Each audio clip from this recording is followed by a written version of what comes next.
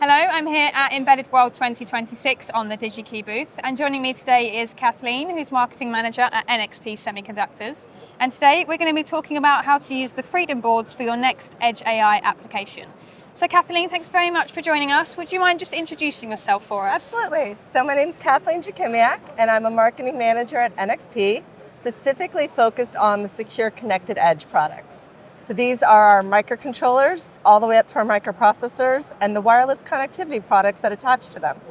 We support the industrial and the IoT markets. Fantastic. And for those who aren't familiar with NXP, do you mind just giving us a brief overview of the company as well? Sure. So NXP is building future-driven, very innovative technologies for our customers. We support the automotive markets, the industrial markets, the consumer markets, and we're really helping them create the next generation products that'll improve the lives of everyone. I've seen that here this week at the show, so fantastic. So for engineers starting their new Edge AI project, what advantages do the Freedom development boards offer compared to other prototyping platforms? So as the name implies, Freedom is really about giving our customers freedom. It's the freedom to move away from proprietary solutions. It's the freedom to design without bounds. We really want to focus on the ease of use initiative for these boards so customers can be up and running in minutes with hundreds of sample demos, example code that they can leverage to build their own designs. And what criteria should engineers use when selecting the right Freedom board for their Edge AI workload? Okay, so not one size fits all when it comes to Edge AI.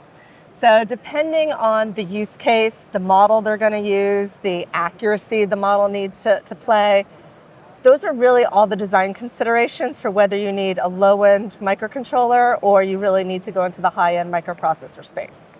So let's say you're just doing like very basic image detection or object classification, you'd be looking at a simple Cortex-M33 MCU. But if you're doing multi-image, collection and analysis, maybe you need to design a model that really understands what's going on in the video. Is the person being hurt? Did the person fall down? And those type of instances, then you're looking for higher end processing, and you'll be in the Additive X family, or maybe into the RO240, which is our new discrete NPU module. Okay, fantastic. Perhaps you can summarize for us NXP's Freedom platform's sort of core philosophy and how its ecosystem benefits Edge AI developers in particular. So with Freedom, it's about ease of use, as I mentioned. For Edge AI development specifically, we have a software platform called EIQ. So regardless if you're working with an MCU or an NPU, all the developers are going to start with EIQ. Okay. EIQ is really about making it easy for customers to get started.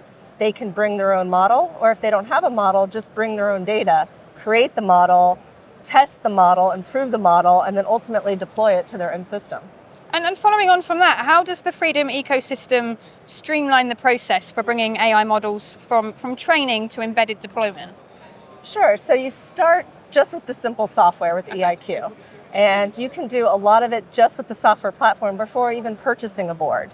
But then let's say you want to see it real time. We have a number of demos here at the show where we're showing the capabilities live.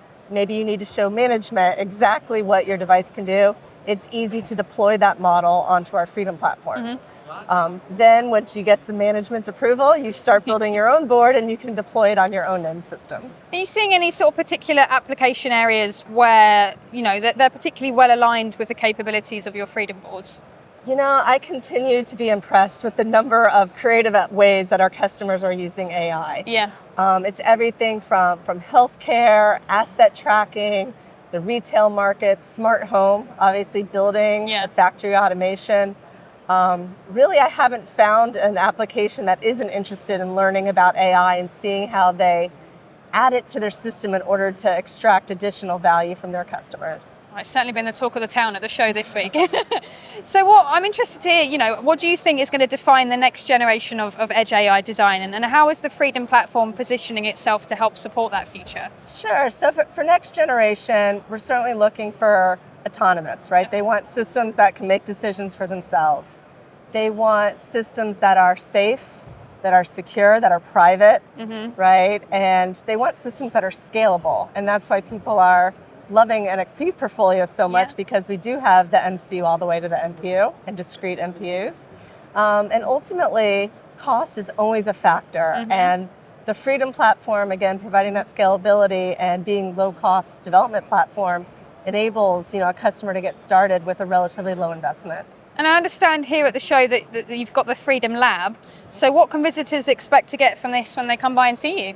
Sure. So in the Freedom Lab, we're showcasing the breadth of portfolio, starting with our MCX-A Cortex M33 device, running some basic AI, moving into our crossover MCUs, IDMX RT, again showing facial detection on that demo, and then going all the way up to the IDMX 5 with the RO240 module, where we're showing real-time multi-streaming data and showing how the systems can make smart decisions based on what they're seeing in the display. Excellent, fantastic. Well, it's been a pleasure learning more about the Freedom ecosystem. So thank you very much for taking the time to speak with me, and enjoy the rest of the show. Thanks, you too. Thank you.